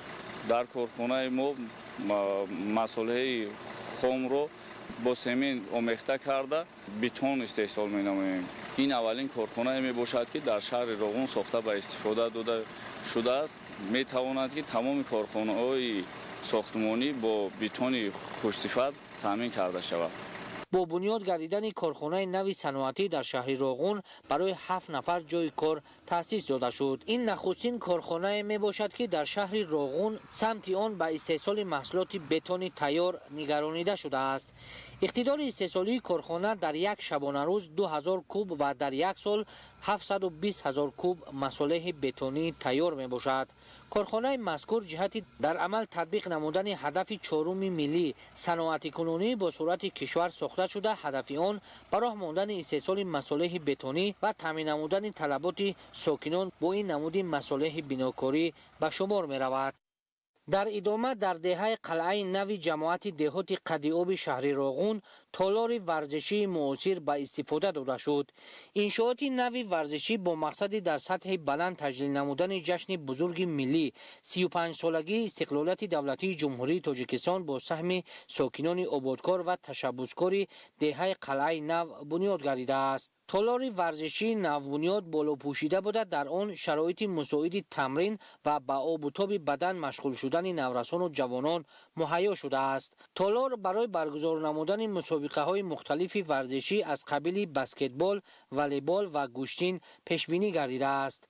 کارهای ساختمانی تالار ورزشی سال 2025 آغاز شده، در مدت یک سال با صفت بلند و جوابگو به طلبات زمان حاضره ساخته شد. ما افتخار میکنیم که در دایره سفر جناب عالی به شهر روغون این بینای زیبا رو به استفاده دادن. نورسان و جوانان را که آینده ساز ملت و نیروی بزرگی پیشبرنده جامعه به شمار می روند لازم است که از امکانات معاصر ثمرناک استفاده برده بیشتر به ورزش مشغول شوند و پرچمبرداران و معرفگر تاجیکستان صاحب استقلال در عرصه جهان باشند. در اساس سیاست پیش گرفته خردمندانه پیشوای ملت محترم جناب عالی امام علی رحمان تصمیم گرفتیم که یک تالار ورزشی بنیاد نماییم. از این بعد مسابقه های گوناگون ورزشی در این تالار زمانوی تشکیل و برگزار کرده می شوند. خامد افراختن چنین یک تالار خوشتر و زمانوی ورزشی در دهات دوردست شهادت آن است که امروزها سازندگی ها در کشور از جمله شهر روغون اوج تازه را کسب کرده، ساکنان با خدمترسانی های سطح بلند دسترسی پیدا کردند. همزمان در کوچه جوانان مرکز شهر روغون راه ماشینگرد که پرره منفرش کرده شده است افتتاح کرده شد. درازی راه 1 کیلومتر بوده، آن پرره اسفالت پوش گردید. پس از منفرش گردیدن راه رانندگان و ساکنان به مشکلی رفت و آمد می کنند. این قطعه راه در دایره نقشه چهاربینی های جشنی از حساب مقامات اجرایی حکومت دولتی شهر روغون منفرش کرده شد. راه ماشینگرد این کوچه مرکز شهر تعمیر طلب گردیده بود. خوشبختانه با نظرداشت تامین بی‌ممانعیت حرکت نقلیات منفرش گردید. این تدبیر از آن شهادت می دهد که دولت و حکومت جمهوری تاجیکستان به رشد انفراستراکچور شهر و دهات توجه بیشتر روانه نموده، هزارها انشاءات نو و زمانوی بنیاد گردیده، راههای ماشینگردی تعمیر طلب نوسازی و منفرش کرده می شوند. در دایره اقدام‌های سازنده به استقبال جشن 35 سالگی استقلال دولتی در شهر روغون یک قطار کارهای آبادانی و بنیادکاری عملی گردیده، سیمای محل باز هم زیبا و زمانوی می‌گردد. همزمان استفاده ثمرناک زمین، افزایش حجم استحصال محصولات کشاورزی و رشد خواجگی‌های دهقانی برای تامین فراوانی بازار استعمال زمینه مساعد فراهم آورده است. شرح بیشتر در تهیه همکارانمان. روغون شهر است که در قلب کوههای بلند نوربخش تاجیکستان جایگیر است. پیشرفت و شکوفایی و شاهکاری‌های شهر از ثمره و برکت استقلالیت دولتی سرچشمه می‌گیرد. هر نفر قبل از وارد شدن به شهر از درآمدگاه آن آبادی و ترقیات را احساس می‌کند. شهر روغون در مرحله رشد و پیشرفت قرار داشته، حالا به یکی از شهرهای آباد و زیبا و دارای انفراستراکچور زمانوی تبدیل یافته، روز تا روز سیمای کاملا نو را کسب می‌کند. شهر نورآفران روغون در دایره سیاست بنیادکارانه پیشوای ملت پرزیدنت جمهوری تاجیکستان محترم امام علی رحمان مرحله به مرحله به قطار شهرهای رشد یابنده جمهوری تبدیل یافته ایستاده است. رشد و ترقیات این شهر در زمان صاحب استقلالی تامین گردیده، برای ساکنانش شرایط معاصر کار و زندگی مهیا کرده شده است. شهر در ظرف 35 سال به دستاوردهای بزرگ نائل گردیده، бо ояндабинии мукаммал ва марҳилаи нави созандагӣ ворид гардид. соли 2026 барномаи рушди иқтисодию иҷтимоии шаҳри Роғун бо фарогирии 71 лоиҳа қабул гардид ва ҳоло дар марҳилаи татбиқшавӣ қарор дорад. шаҳри Роғун аз ҷамоати шаҳраки Обигарм, ҷамоати деҳоти Қадиоб ва ҷамоати деҳоти Сичароғ иборат аст. сокинонаш меҳнаткаш, ободкор ва созанда мебошанд. дар доираи дастури ҳидоятҳои созандаи пешвои муаззами миллат муҳтарам Эмомалӣ Раҳмон корҳои ободонӣ ва созандагӣ ба ифтихори ҷашни бузурги миллиамон 35-солагии истиқлолияти давлатии ҷумҳурии Тоҷикистон дар шаҳри Роғун бо маром идома дорад. дар ҷамъиятҳои шаҳраку деҳот ва маркази шаҳр иншоотҳои гуногуни иҷтимоӣ ва иқтисодӣ, муассисаҳои таълимӣ, муассисаҳои соҳаи тандурустӣ ва корхонаҳои истеҳсолӣ дар доираи нақшаи чорабинои ободонӣ ва созандагӣ мавриди истифода ва баҳробардорӣ қарор дода шуданд. аз 105 иншоот то имрӯз 108 иншоот мавриди истифода ва баҳробардорӣ қарор дода шуд. албатта корҳои ободонӣ ва созандагӣ дар ҳар як деҳоти ҳудуди шаҳри Роғун имрӯзҳо ба ифтихори ин ҷашни муқаддаси истиқлолияти давлатӣ ки мисол 35-солагии онро таҷлил менамоем бо маром идома дорад. ҳар як ташрифи пешвои муаззами миллат ки ба шаҳри Роғун албатта сурат мегирад, мавриди истифода додани инфраструктураи иҷтимоӣ, муассисаҳои биноҳои нав ва иншоотҳои гуногун мавриди истифода дода мешавад ки бозам ба рушди иқтисодӣ ва иҷтимоии шаҳри Роғун албатта таъсири мусбат мерасонад ва тамоми мардуми сарбаланди шаҳри Роғун бо шукргузорӣ аз соҳибватанӣ ва соҳибистиқлолӣ махсусан ташаббусҳо ва сиёсати созандаи пешвои муаззами миллат бо ҳамовозии амиқ дар як фазои идона ин ҷашни истиқлолияти ватани азизамонро бо дастовардҳои баланди меҳнатӣ истиқбол мегиранд.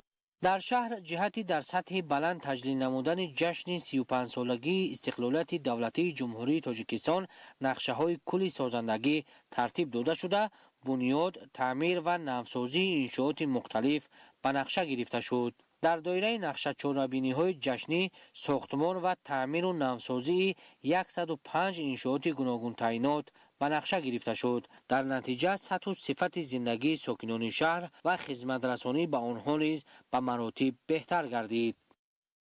нақшаи генералии шаҳри Роғун аз 22 июни соли 2019 таҳти рақами 322 тасдиқ гардидааст ки ҳама иншоотҳо дар асоси нақшаи генералӣ бунёд карда мешаванд. бо мақсади иҷрои саривақтӣ амри президенти ҷумҳурии Тоҷикистон ва омодагии ҳамаҷониба ба истиқболи ҷашни 35-солагии истиқлолияти давлатии ҷумҳурии Тоҷикистон аз ҷониби мақомоти иҷрои ҳокимияти давлатии шаҳри Роғун нақшачорабиниҳо тасдиқ кардаанд.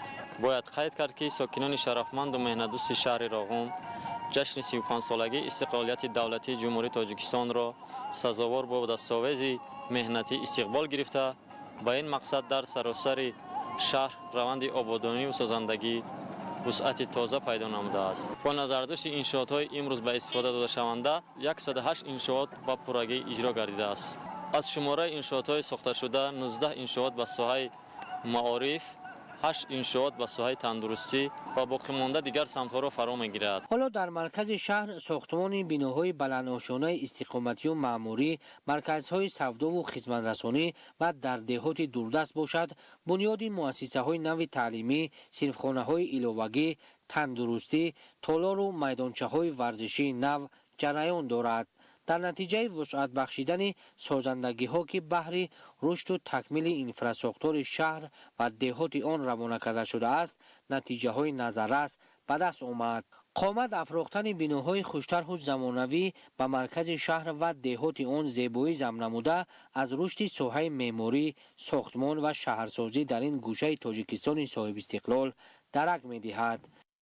сохтмони муассисаҳои томактабӣ, муассисаҳои таълимӣ, корхонаҳои истеҳсолӣ, саноатӣ, толорҳои варзишӣ, иншоотҳои иҷтимоӣ бунёд гардида истодааст ки мо аксарияти онҳоро мавриди истифода қарор додем ва дар ҳар як деҳот бунёди роҳҳо, асфалтпӯш кардан, муфарш намудан ва дигар корҳои ободониву созандагӣ ба ифтихори ҷашни истиқлолияти давлатии ҷумҳурии Тоҷикистон бо маром идома дорад. дар даврони соҳибистиқлолӣ симои шаҳри Роғун рӯз аз рӯз бозам зебо ва беҳтар гардида истодааст. дар ҳудуди ҷамъиятҳои шаҳрак деҳоти шаҳри Роғун инфраструктураи гуногуни хизматрасонӣ ва иҷтимоӣ мавриди истифода қарор дода мешаванд. Сокинони сарбаланди шаҳри Роғун аз ин дастгириҳои ҳукумати Ҷумҳурии Тоҷикистон ва сиёсати пешгирифтаи пешвои муаззами миллат дар самти ободонӣ ва созандагӣ ва махсусан расидан ба анамин дастовардҳои замони истиқлол рушд додани соҳаи иқтисодӣ ва иҷтимоӣ бо меҳнати аҳлона заҳмат мекашанд ва аз ин дастовардҳо хеле хушҳол ҳастанд ва истиқлолияти давлатии Ҷумҳурии Тоҷикистонро бо дастовардҳои баланд бо хушнудӣ ва дар як фазои баланди идона пешвоз мегиранд.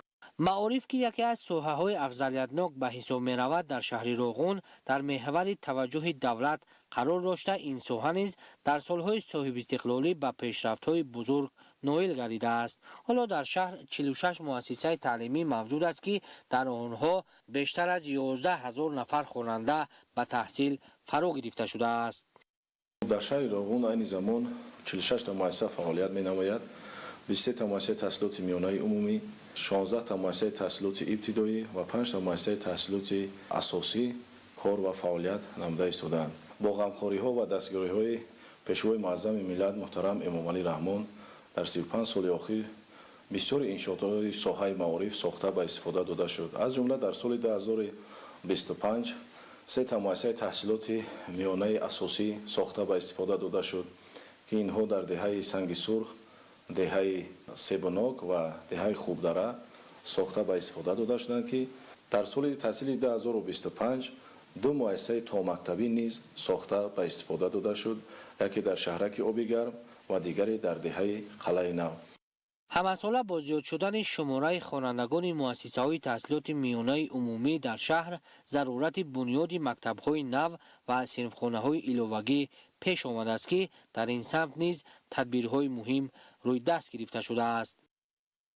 дар соли 2026 бошад яке аз муассисаҳои калоне ки дар деҳаи шоҳи Аслон тибқи нақшаи мақомоти иҷроияи ҳокимияти давлатии шаҳри Роғун яъне ба нақша гирифта буд ва муассисаи таълимӣ аз навсозӣ карда шуд, пурра аз нав бо тамоми он ашё, лавозимот ва кабинетҳои фаннӣ муҷаҳҳаз гардонида шуданд.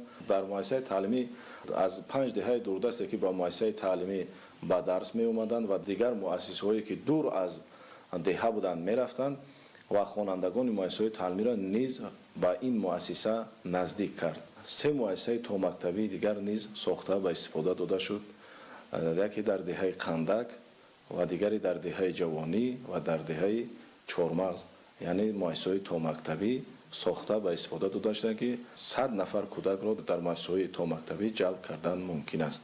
ва яке аз дастовардҳое ки дар замони 35-солагии истиқлолият хонандагони муассисаҳои таълимии мо ноил шуданд, ин дар 2 соли охир дар иштироки хонандаҳои муассисаҳои таълимӣ дар олимпиадаҳо соли 2025 хонандаҳои муассисаҳои таълимии мо сазовори 7 ҷой шуданд дар олимпиада, чи дар даври ҷумҳурӣ ва чи дар даври минтақавӣ. ва дар соли таҳсили 2026 бошад 13 ҷой хонандагони муассисаҳои таълимии мо ба даст оварданд дар даври ҷумҳуриявӣ. соли 2026 дар шаҳр ба масъалаи ба курси бозомӯзии такмили ихтисос фаро гирифтани омӯзгорон диққати аввалин дараҷа зоҳир гардида, то имрӯз 144 омӯзгор ба он фаро гирифта шудааст.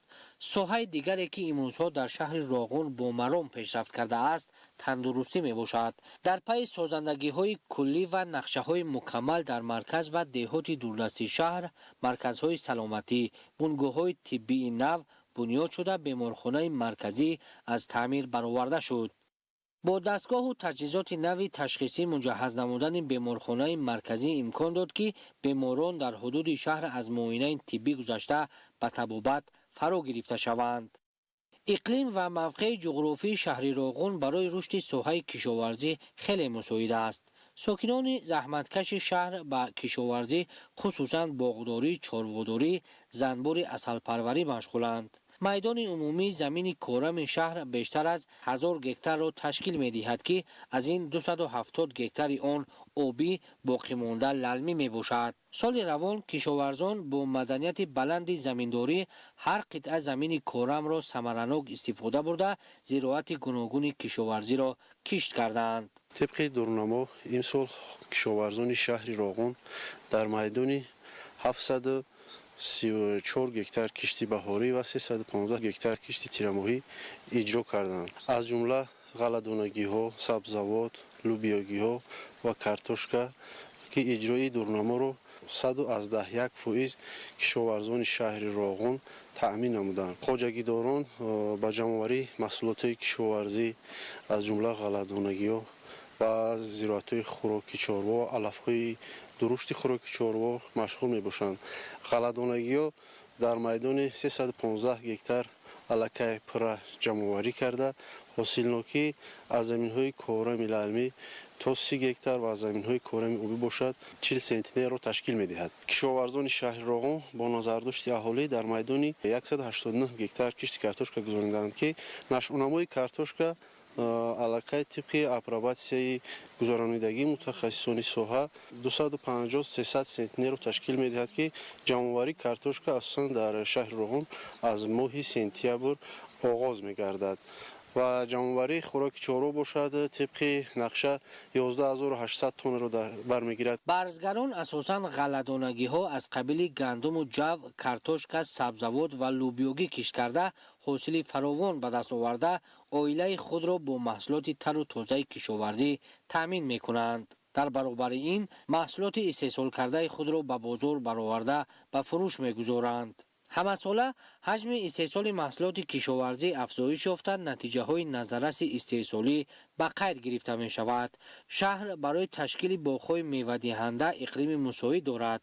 با نظر داشت این در نتیجه عملی نمودن تدبیرهای سریوقتی همه ساله در شهر راغون باغ‌های نو بنیاد و کهنه برقرار کرده می شوند. در شهر راغون در طی 3 سال اخیر ساحه باغداری رشد یافته ایستاده است. زمین‌های نزد حولگی پرزیدنتی و خواجگی دهقانی هر قطعه زمین موافق مقصد و ثمرناک استفاده برده می شود.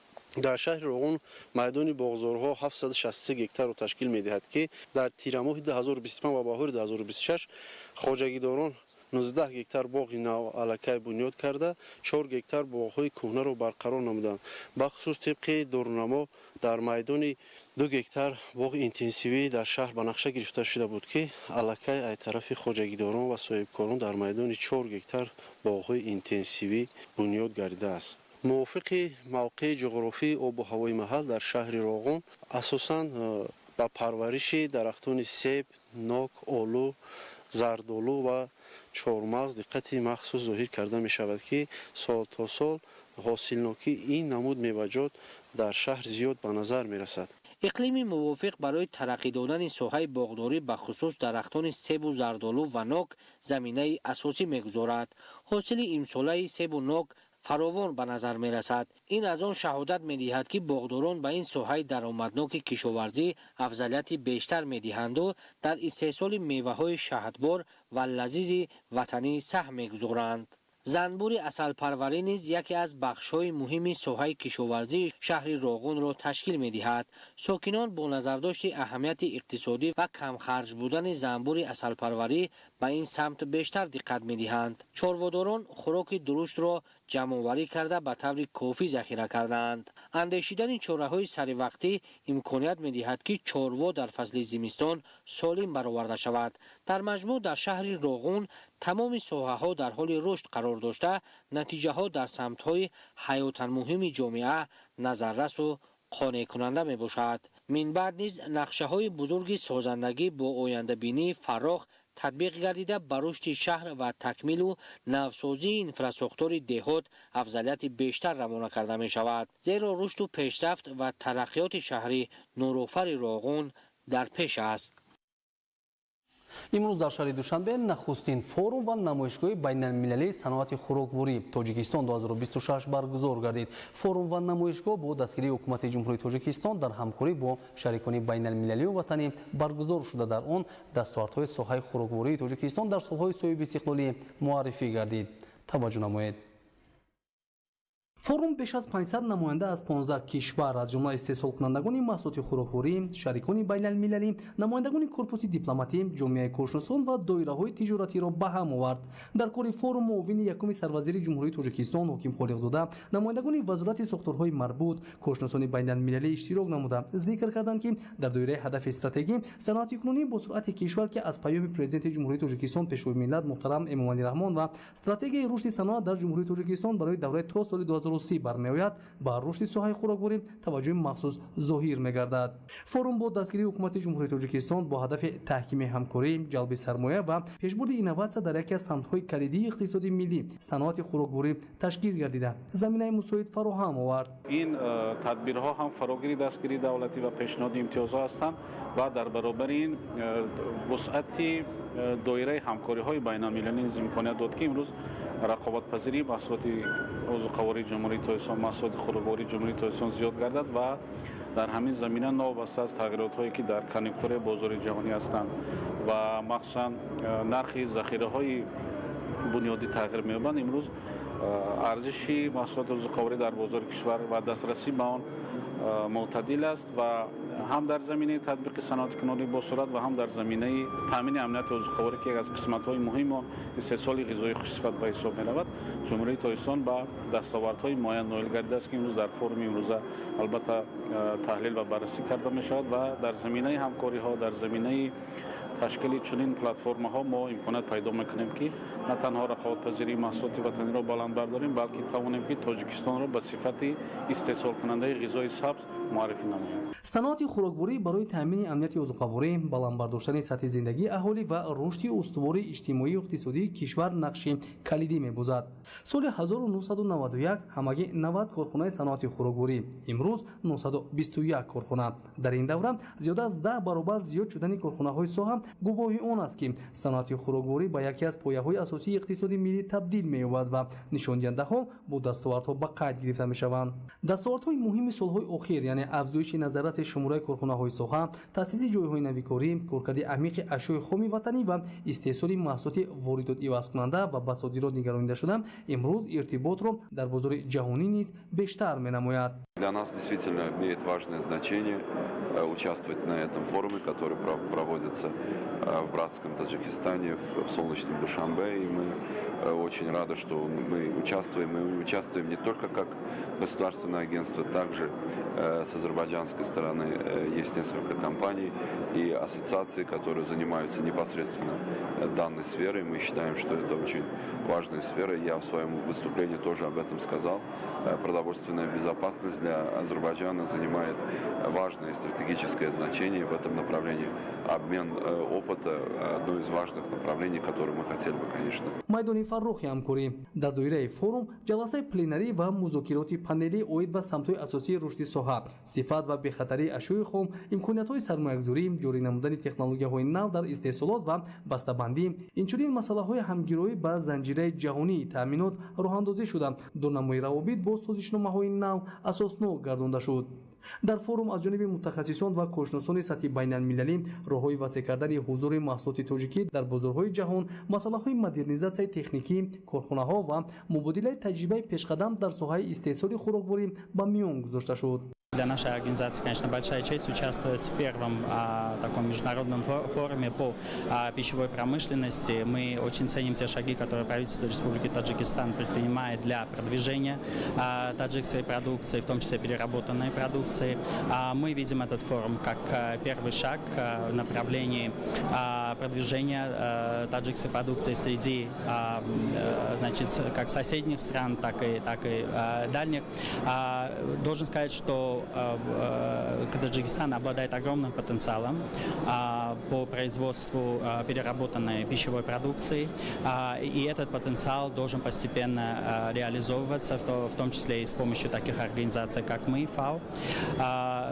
Необходимо отметить, что, конечно, есть несколько вызовов, которые мы должны преодолеть для того, чтобы выйти на новые рынки.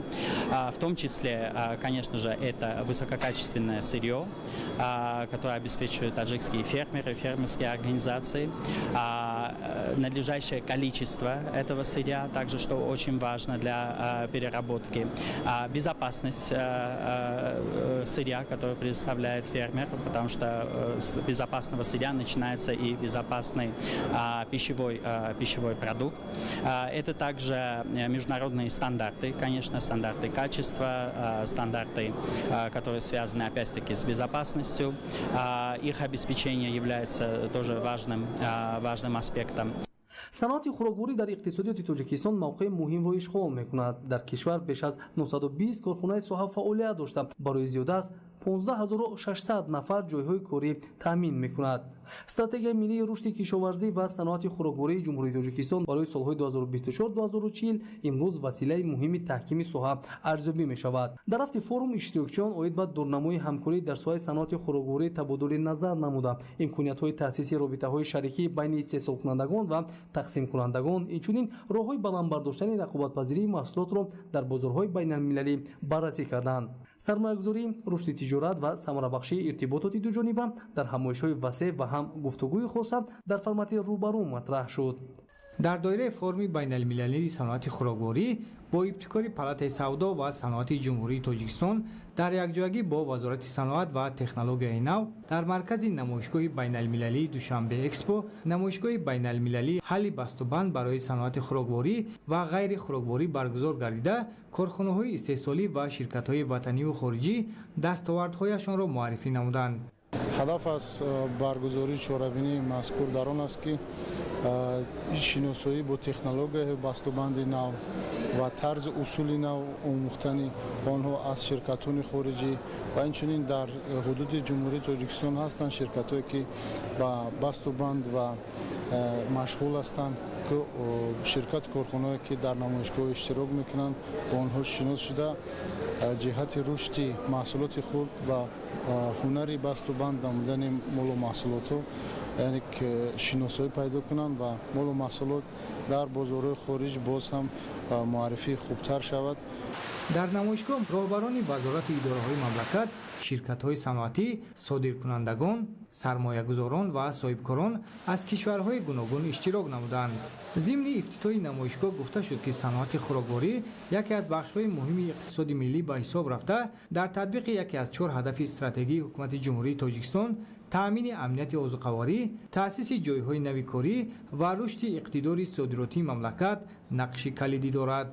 نمایشگاه بر رشد صنعت خوراکوری، جلب سرمایه‌گذاری، معرفی تکنولوژی‌های معاصر برای بسته‌بند، مبادله تجربه بین المللی و گسترش همکاری تجارتی مساعدت می‌نماید. من محمد رضا میریان هستم، بنیانگذار و مؤسس شرکت آریا فرایند که با برند انارا توی ایران کار میکنیم. سازنده دستگاه فراوری یا همون کارکرد انار هستیم. ما دفعه اولمون هست به کشور زیبای تاجیکستان و شهر زیبای دوشنبه میایم. پتانسیل های خیلی بالایی میبینیم در همکاری ایران و تاجیکستان. ریشه فرهنگی مشترک، زبان مشترک، مردمان بسیار خوب و خونگرم هستن اینجا و از لحاظ اقتصادی ما فکر میکنیم که همکاری های علمی مخصوصا چون ما در حقیقت صاحبان تکنولوژی هستیم تا بیشتر صاحب دستگاه و خط تولید، همکاری های علمی و تکنولوژی باعث میشه که هر دو کشور همسایه بتونن سود و منفعت بالایی از این راه به دست بیارن. من پتانسیل خیلی بالایی میبینم توی کشور تاجیکستان. در این نمایشگاه واخوری‌های صاحبکاران و مال استحصال کنندگان دایر گردیده در آنها تحکیم همکاری بین صاحبکاران و مال استحصال کنندگان، اینچنین تطبیق تکنولوژی‌های معاصر در ساحه صنعت خوراکواری و راه‌های بسته‌بندی آنها معرفی گردیدند. نتیجه‌های فروم و نمایشگاه برای تحکیم همکاری بین المللی، جلب سرمایه خارجی و رشد منبع صنعت خوراکواری تاجیکستان زمینه مساعد فراهم می‌آورد. ساحه معارف یکی از سمت‌های کلیدی رشد اجتماعی ولایت ختلون در سال‌های اخیر به مرحله نوی پیشرفت وارد گردیده. دستاوردهای نظررسی خوانندگان و آموزگاران دلیل توجه روزافزون دولت به علم و معرفت میباشد. جلسه کارمندان ساحه معارف امکان فراهم آورد که نتیجه‌های سال تحصیل گذشته تحلیل گردیده برای سال نوی تحصیل هدف‌های مهم از جمله بلند برداشتن صفت تعلیم و تربیت و رشد اقتدار ذهنی نسل نو را معین کرده شود. мешаванд. шарҳи бештар дар таҳияи ҳамкоронамон. дар толори мақомоти иҷроияи ҳокимияти давлатии вилояти хатлон ҷаласаи кории кормандони соҳаи маорифи вилояти хатлон баргузор гардид, ки дар он натиҷаҳои солҳои таҳсили 2025-2026, дастовардҳои хонандагону омӯзгорон ва вазифаҳои асосии соҳа барои солҳои нави таҳсил баррасӣ шуд. дар кори ҷаласа масъулини вилояти хатлон, вазири маориф ва илми ҷумҳурии Тоҷикистон, раисони шаҳру ноҳияҳо, мудирону кормандони шуъбаи бахшҳои маориф, собиқадорон ва омӯзгорони фаъол иштирок намуданд. нахуст масъулин аз намоиши дастовардҳои соҳаи маориф ва корҳои эҷодии хонандагони муассисаҳои таълимии шаҳру ноҳияҳои вилоят дидан карданд. таъкид гардид, ки натиҷаҳои соли таҳсили гузашта дар самти иштироки хонандагон дар озмунҳо ва олимпиадаҳои ҷумҳуриявию байналмилалӣ назаррас буда, шумораи дастовардҳо нисбат ба солҳои қаблӣ афзоиш ёфтааст. яке аз дастовардҳои муҳим ба натиҷаи хатмкунандагони вилояти хатлон дар озмуни ҷумҳуриявии аттестати аълои универсалӣ ва равиявӣ бо медалҳои тилло ва нуқра вобаста мебошад. имсол 37 нафар хатмкунандаи муассисаҳои таълимии вилоят бо гирифтани аттестати аъло бо медалҳои тилло ва нуқра мушарраф гардида, вилояти хатлон дар байни минтақаҳои кишвар мақоми аввалро соҳиб шуд. дар қисмати асосии ҷаласа масъулини вилоят зимни суханронӣ натиҷаҳои фаъолияти соҳаи маорифро дар соли таҳсили гузашта таҳлил намуда, ба дастгириҳои пайвастаи президенти ҷумҳурии Тоҷикистон пешвои миллат муҳтарам Эмомалӣ Раҳмон нисбат ба соҳаи маориф ва таълиму тарбияи насли наврас таваҷҷӯҳи махсус зоҳир кард. таъкид гардид, ки ҳадафи ниҳоии рушди соҳаи маориф танҳо бунёди муассисаҳои таълимии замонавӣ ва таъмин бо таҷҳизоту технология нест, балки тарбияи инсони донишманд, соҳибкасб, худшинос, эҷодкор ва рақобатпазир мебошад. меъёри асосии фаъолияти ҳар як муассисаи таълимӣ бояд пеш аз ҳама сатҳи мавқеи дониш, малака ва ҷаҳонбинии хонанда бошад. зикр карда шуд, ки дар олимпиадаи байналмилалии хонандагони вилояти хатлон соҳиби 906 медал гардиданд, ки нисбат ба соли гузашта 640 медал зиёд мебошад. дар олимпиадаҳои фании ҷумҳуриявӣ бошад, хонандагони вилоят 1167 медал ба даст оварданд, ки нисбат ба соли гузашта 367 медал бештар аст. ҳамчунин аз бунёди муассисаҳои нави таълимӣ ва беҳтар гардидани инфраструктураи соҳаи маориф ёдовар шуда, таъкид гардид, ки фарогирии кӯдакон ба таҳсилоти томактабӣ дар вилоят ба 33% расидааст. дар хулосаи суханронӣ таъкид гардид, ки маорифи вилоят имрӯз дар марҳилаи муҳим қарор дорад. агар солҳои гузашта таваҷҷӯҳи асосӣ ба сохтмони муассисаҳо, беҳтар намудани шароити таълим ва афзоиши маблағгузорӣ равона шуда бошад, акнун марҳилаи нави рушди соҳа, марҳилаи талош барои сифат оғоз мегардад. дар арафаи таҷлили 35-солагии истиқлоли давлатӣ масъулин таъкид доштанд, ки сармояи бузургтарини хатлон на танҳо роҳу бино, корхона ва иншоот, балки ҷавонони донишманд, соҳибкасб, худшинос, ватандӯст ва рақобатпазир мебошанд. қисмати тантанавии ҷаласаро маросими қадрдонии омӯзгорон, хонандагон ва дигар саҳмгузорони соҳаи маориф ташкил дод. дар маҷмӯъ беш аз 100 нафар бо унвонҳои аълочии ифтихории маориф ва илми ҷумҳурии Тоҷикистон, аълочии маориф ва илми ҷумҳурии Тоҷикистон, ифтихорномаҳои вазорати маориф ва илми ҷумҳурии Тоҷикистон, ҷоизаи омӯзгорони ифтихории вилояти хатлон, собиқадори соҳаи маорифи вилояти хатлон, соҳибватан ва мукофотҳои пулӣ сарфароз гардиданд. бинандаҳои азизу гиромӣ, ин буд нашри муфассали барномаи иттилоотӣ